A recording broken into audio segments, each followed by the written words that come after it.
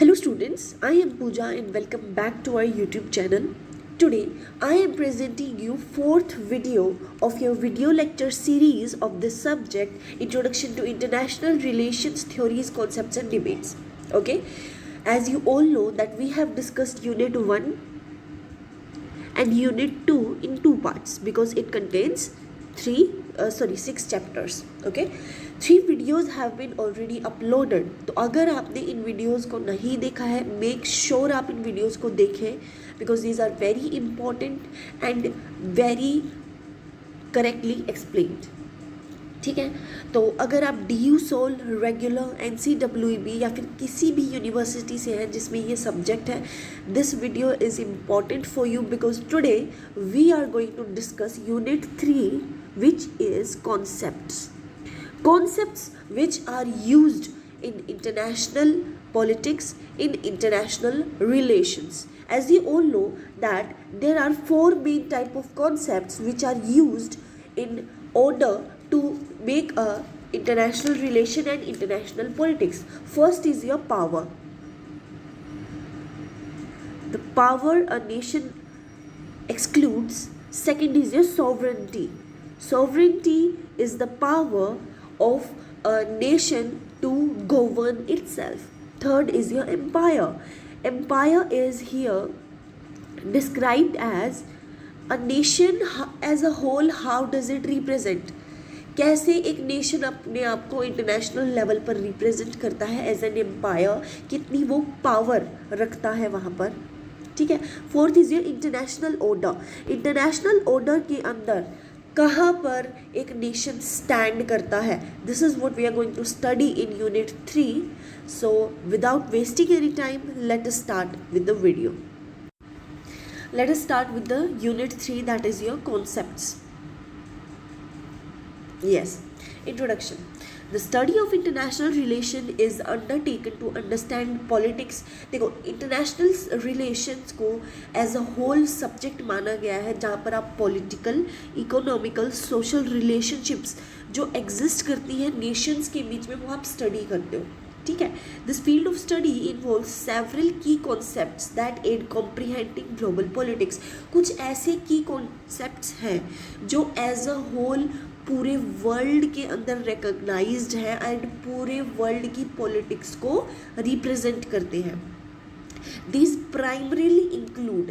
अब ये कौन सी ऐसी वर्ड्स हैं, कौन सी ये जो की कॉन्सेप्ट्स हैं जो एज अ होल पूरे वर्ल्ड की पॉलिटिकल सिस्टम को रिप्रेजेंट करते हैं. That is your first is power, sovereignty, empire and international order. ये 4 ऐसे कॉन्सेप्ट हैं जो पूरी दुनिया की पॉलिटिकल सिस्टम को डिस्क्राइब करते हैं. ये सभी के सभी जो कॉन्सेप्ट हैं ये हमें बताते हैं कि पावर को कैसे बैलेंस किया जाता है नेशंस के बीच में, कैसे हम पावर को बैलेंस करेंगे, how states safe guard their rights. States अपने राइट्स को कैसे सेफ गार्ड करते हैं अपनी फॉरेन पॉलिसी के द्वारा, and how the global political system functions. पूरी दुनिया का पॉलिटिकल सिस्टम चलता कैसे है. This is what we are going to learn here. Power. सबसे पहले स्टार्ट करते हैं पावर से. Power is one of the most significant concept in the international politics. International politics का सबसे बड़ा, सबसे ज़रूरी पॉइंट है power. Power refers to a state's capacity to influence the behaviour of other states. ये एक ऐसी ताकत है आपके शब्दों से किसी और नेशन के काम का इन्फ्लुएंस होना and to safeguard its own national interest. आपके पास इतनी पावर है. ठीक है. अमेरिका के पास या फिर UK के पास इतनी पावर है दैट अगर वो अपनी एक्सपोर्ट्स जो वो एक्सपोर्ट करते हैं वहाँ से सामान, अगर वो उसे बंद कर दे तो इसका इन्फ्लुएंस बहुत सारी कंट्रीज़ के ऊपर पड़ेगा. ठीक है. And to safeguard its own national interests. तो ये एक पावर को रिप्रेजेंट करता है. In simple terms, power signifies ability to exert influence over or established control over others. आपके कामों से, आपके किए गए कामों से दूसरों के ऊपर इन्फ्लुएंस होना और उनके कंट्रोल पर फर्क पड़ना. ठीक है, वो होता है पावर. एक सिंपल भाषा में। अब सोर्सेज ऑफ पावर, भाई पावर भी ठीक है, पावर तो होती है, लेकिन किस टाइप की पावर? अब कुछ सेवरल टाइप्स की पावर होती है, दैट इज योर 6, ठीक है। सबसे पहले है मिलिट्री पावर। आपने देखा होगा जब भी किसी नेशन को दूसरे नेशन के साथ कंपेयर किया जाता है, जैसे अभी रिसेंटली रशिया को और चाइना को, या फिर रशिया और पाकिस्तान के जो है बहुत ज़्यादा कंपैरिजन हुआ था, सबसे पहले हुआ था मिलिट्री पावर के ऊपर, कि भाई अगर वॉर छिड़ा तो उनके पास कितनी मिलिट्री पावर है, कितने फाइटर जेट्स हैं, कितनी उनके पास ड्रोन्स हैं, कितनी उनके पास मिसाइल्स हैं। सबसे पहली चीज़ अगर किसी नेशन की कंपेयर की जाती है, it is the ability to contain themselves in a war. एक वॉर होने पर उनकी कितनी एबिलिटी है खुद को कंटेन करने की, that is a military power. Military power हो गया। सेकेंड इज इकोनॉमिक पावर, मतलब कि कितना कैपिटल है उस नेशन के पास, कितना वो अफोर्ड कर सकते हैं, ठीक है। Third is your political stability. Political decisions बहुत ज़्यादा मैटर करते हैं, वहाँ के लीडर्स बहुत ज़्यादा मैटर करते हैं, तो political connections and political stability is also important. Technological advancement, time के साथ साथ, जैसे पहले पहले ड्रोन्स नहीं होते थे, लेकिन आज के टाइम पे ड्रोन्स होना बहुत इंपॉर्टेंट है, क्योंकि आप एक जगह पर बैठे मिलिट्री कैंप के अंदर बैठे बैठे जो है एनिमी टेरिटरी के अंदर जाकर वहाँ के एक्शंस को आप देख सकते हैं। पॉपुलेशन कितनी है आपकी कंट्री के अंदर। नेचुरल रिसोर्सेज कौन कौन से हैं आपके पास। नेचुरल रिसोर्सेज के अंदर माउंटेन्स आता है, ठीक है, वैलीज आती हैं जो आपको प्रोटेक्ट कर सकती है एनिमी टेरिटरी से, क्योंकि वो जो है बॉर्डर पर है, ठीक है। Significance of power in international politics. Power shapes foreign policies of nations. Power के बेसिस पर फॉरेन पॉलिसीज़ बनती हैं। USA अगर कल को थोड़ी बहुत बदतमीज़ी करता है, जो कि हम पे ज़्यादा फ़र्क नहीं पड़ रहा है, तो हमें उसे इग्नोर करना पड़ेगा। क्यों? क्योंकि वो एक पावरफुल नेशन है। अगर वो थोड़ी बहुत इधर उधर की बात करता भी है तो हमें सहन करना पड़ेगा, क्योंकि अल्टीमेटली डिसीजंस वहाँ से इन्फ्लुएंस होकर आता है, ठीक है। और इसी चीज़ का फ़ायदा बहुत बार ट्रंप ने उठाया भी है। We can see that powerful nations wield greater influence within the realm of the international politics. जो भी पावरफुल नेशन है उनकी बहुत बड़ी इन्फ्लुएंस है इंटरनेशनल पॉलिटिक्स के अंदर।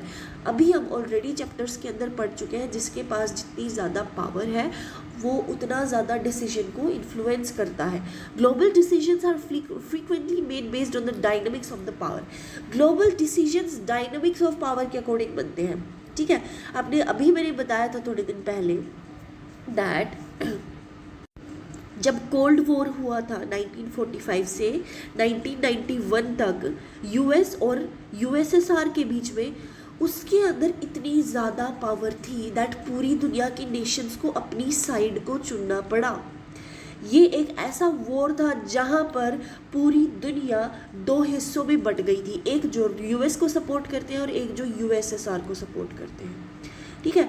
तो ऐसे ही कंट्रीज़, ऐसे ही नेशंस ग्लोबल पॉलिटिक्स को, ग्लोबल डिसीजंस को रिप्रेजेंट करते हैं, क्योंकि इनके पास वो पावर होती है। अब पावर दो तरह की होती है, एक हार्ड पावर है, एक सॉफ्ट पावर है, ठीक है। हार्ड पावर क्या है? It refers to the establishment of influence through the application of force और कोवर्जन। ज़बरदस्ती या बहला फुसला के जो भी आप काम कराते हैं, ठीक है, और उसके आपके पास उतना इन्फ्लुएंस है कि आप ज़बरदस्ती किसी के साथ करेंगे और या फिर आप उनको मैनिपुलेट करेंगे और वहाँ से आपका काम बन जाएगा, तो उसे आप हार्ड पावर कहते हैं, ठीक है। दिस प्राइमरीली इनकम्पासेस मिलिट्री और economic capabilities.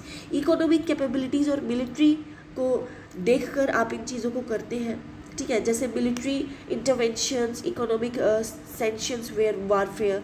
By employing hard power, a nation can compel another nation to comply its decisions. एक नेशन दूसरे नेशन को डिसीजन जो है एक्सेप्ट करने में मजबूर कर देता है कि अगर तुम नहीं करोगे तो हम तुम्हें उड़ा देंगे, ठीक है। Second is a soft power. Soft power refers to influencing others through attraction and persuasion. Persuade करना, उनको जो है उनको एक तरह से बहलाना, उनको अट्रैक्ट कराना, ठीक है। This involves role of culture, values and diplomacy. मतलब अपने कल्चर के बारे में दिखाकर, अपनी ट्रेडिशंस के बारे में दिखाकर दूसरे पर्सन को इमोशनली इन्वॉल्व करके अपने डिसीजन से हाँ बनवाना। जैसे cultural influence, education, international cooperation. Through soft power nation influences others without resorting to conversion. एक नेशन दूसरे को जो है अट्रैक्ट करता है, इन्फ्लुएंस करता है बिना किसी मैनिपुलेशन के। ठीक है, अब आते हैं हमारे दूसरे कॉन्सेप्ट पर, that is your sovereignty. Sovereignty signifies a state's absolute independence and supreme authority. Absolute independence, उन्हें कुछ भी करने के लिए किसी दूसरे देश की परमिशन की ज़रूरत नहीं है। Sovereignty is a supreme authority of a nation to govern itself. It implies that a country possesses supreme power within its own territory. अपनी टेरिटरी के अंदर एक नेशन को पूरी पावर है कुछ भी करने की। अगर ये जो है फिनलैंड है और मैं फिनलैंड की जो है प्राइम मिनिस्टर या फिर प्रेसिडेंट हूँ, तो मेरे पास पूरी पावर है, मैं फिनलैंड के अंदर कुछ भी कर सकती हूँ। मुझे जो है इस अपने फिनलैंड के साथ कुछ भी करने के लिए किसी थर्ड पार्टी, थर्ड नेशन की जो है नहीं ज़रूरत है, नहीं परमिशन की ज़रूरत है। ठीक है, no external power can interfere in that No external power can interfere in that country's internal affairs. Internal affairs के अंदर किसी भी कंट्री को कोई हक नहीं है अंदर घुसने का। इसीलिए अफ़गानिस्तान आज भी जो है इस चीज़ का फ़ायदा उठा रहा है रिगार्डिंग देयर विमेन पॉलिसीज़। की कैरेक्टरिस्टिक्स ऑफ सॉवरेनिटी, अब कुछ की कैरेक्टरिस्टिक्स है state independence, absolute control over internal affairs, freedom from external interference, and equality at the international level. This is what sovereignty represents. Significance of sovereignty, it preserves the independent identity of the state. ये preserve करता है कि independent identity को जो है ये represent करता है और उसे बचाता है। It ensures the equality of states in international politics. International politics के अंदर आपने बहुत बार देखा होगा कि किसी नेशन का साइज मैटर नहीं करता।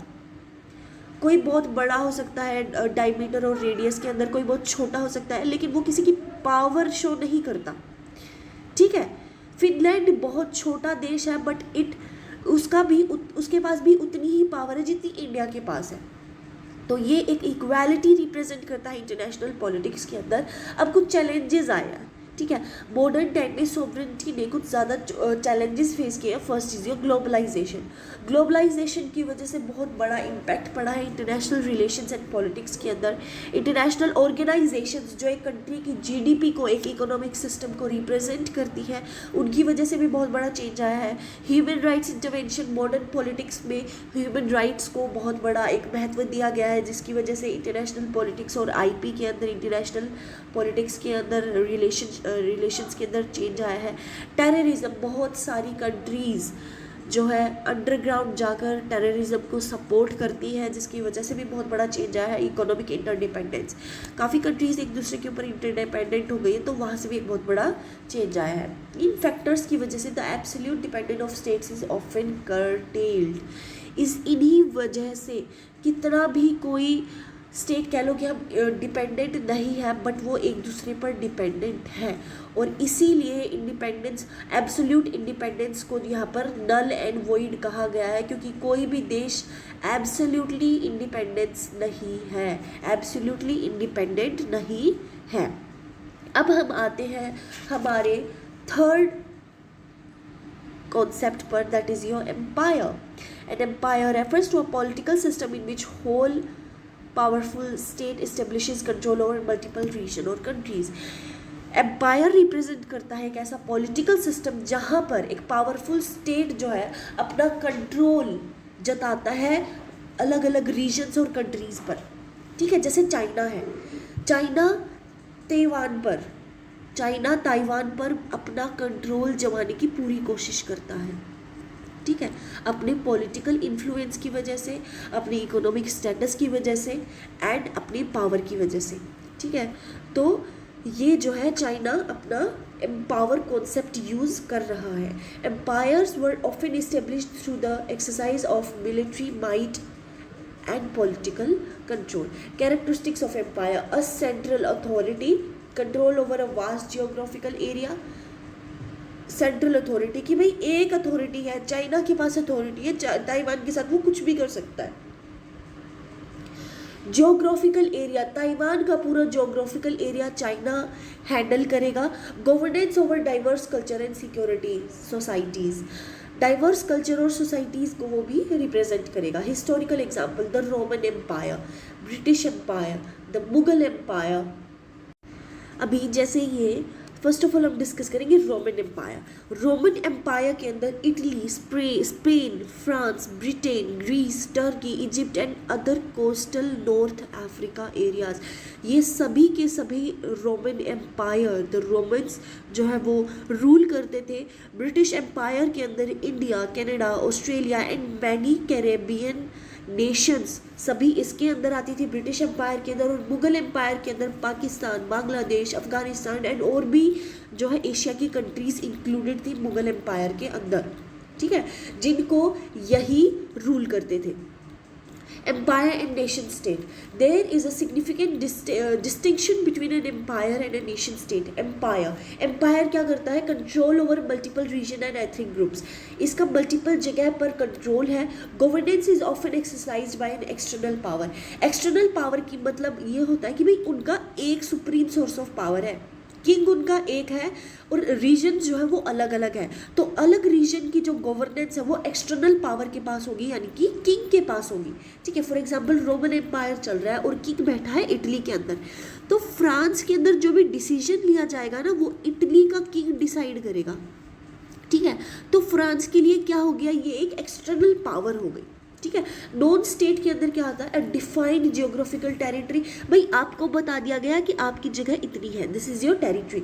शेयर्ड कल्चर एंड आइडेंटिटी, यहाँ पर कल्चर और आइडेंटिटी शेयर की जाती है। इंडिपेंडेंट गवर्नमेंट होगी, यहाँ पर इंडिपेंडेंट गवर्नमेंट होगी, वो अपना खुद स्टेट संभालो, ठीक है। Distinction, in a state, nation state people govern themself, nation state के अंदर लोग खुद को गवर्न करते हैं। Whereas in an empire governance is exercised by an external power. ये क्या कह रहे हैं? नेशन स्टेट में लोग रिप्रेजेंट करेंगे, मतलब यहाँ पर डेमोक्रेसी बोला गया है। और एम्पायर के अंदर जो गवर्नेंस है, जो डिसीजंस है, वो कौन लेगा? एक एक्सटर्नल पावर लेगी। इंटरनेशनल ऑर्डर, अब हम आते हैं हमारी फोर्थ कॉन्सेप्ट पे, that is international order. It refers to the system through which global politics is conducted. ऐसा सिस्टम जहाँ पर ग्लोबल पॉलिटिक्स को कंडक्ट किया जाता है, डिसीजंस बनाए जाते हैं, इसके कुछ रूल्स, इंस्टीट्यूशन और बैलेंस ऑफ पावर होते हैं, ठीक है। की एलिमेंट्स क्या है इंटरनेशनल ऑर्डर के? State system, international law, international organisation, global balance of power. ये 4 की एलिमेंट्स हैं ग्लोबल पॉलिटिक्स के, ठीक है, इंटरनेशनल ऑर्डर के। तो objective of the international order to maintain global stability, to mitigate conflict. देखो इंटरनेशनल ऑर्डर क्यों रखा जाता है? भाई ग्लोबल स्टेबिलिटी बनाए रखने के लिए कि कोई भी एक नेशन दूसरे नेशन पर ज़्यादा हावी ना हो सके। टू मिटिगेट कॉन्फ्लिक्ट, कॉन्फ्लिक्ट को जितना हो सके उतना कम करने के लिए। To foster cooperation among nations, nations के बीच में कोऑपरेशन रखवाने के लिए। Let us start with conclusion. Power, sovereignty, empire and the international order are fundamental concepts within the international relation. International relation के ये बहुत बड़े concept हैं जो पूरे इंटरनेशनल रिलेशन और ग्लोबल पॉलिटिक्स को रिप्रेजेंट करते हैं। ग्लोबल पॉलिटिक्स आप बहुत अच्छे से समझ पाओगे अगर आप इन चारों को अच्छे से पढ़ लो। In modern era the nature of these concepts is constantly evolving. इनका जो नेचर है, जो इनकी डेफिनेशन है, वो इवॉल्व होती जा रही है टाइम टू टाइम ग्लोबलाइजेशन की वजह से and rise of international organisations. Therefore there study is of Paramount importance in the field of international relations. और इसीलिए कॉन्सेप्ट की स्टडी होना इंटरनेशनल रिलेशंस और इंटरनेशनल पॉलिटिक्स के अंदर एक बहुत बड़ा इम्पॉर्टेंट टॉपिक है, पैरामाउंट इम्पोर्टेंस का, ठीक है। और यहीं पर हमारा यूनिट 3 समाप्त होता है। आई होप आपको अच्छे से समझ आया होगा। किसी भी टाइप का कोई भी डाउट है तो कमेंट सेक्शन में आप लिख सकते हैं, आपके हर एक डाउट को क्लियर किया जाएगा, ठीक है। वीडियो पसंद आए तो वीडियो को लाइक ज़रूर करना हमें मोटिवेट करने के लिए। एंड क्योंकि ये वीडियो लेक्चर सीरीज़ का 4th वीडियो है, यूनिट 4 भी आपको बहुत जल्दी प्रोवाइड कर दिया जाएगा, ठीक है। तो टाइम टू टाइम नोटिफिकेशंस के लिए आप हमारे चैनल को सब्सक्राइब कर सकते हैं, ताकि आपको टाइम टू टाइम आपको वीडियोस मिलती रहे और आप तैयारी करते रहें। अगर आपको ऐसी ही और इन्फॉर्मेटिव वीडियोस या फिर अपनी यूनिवर्सिटी के लिए और भी ज़्यादा इम्पोर्टेंट अपडेट्स चाहिए, तो आप हमारे टेलीग्राम एंड व्हाट्सएप चैनल को फॉलो कर सकते हैं। वहाँ पर डेली हर टाइप के अपडेट को प्रोवाइड किया जाता है। That's it for today. All the best for your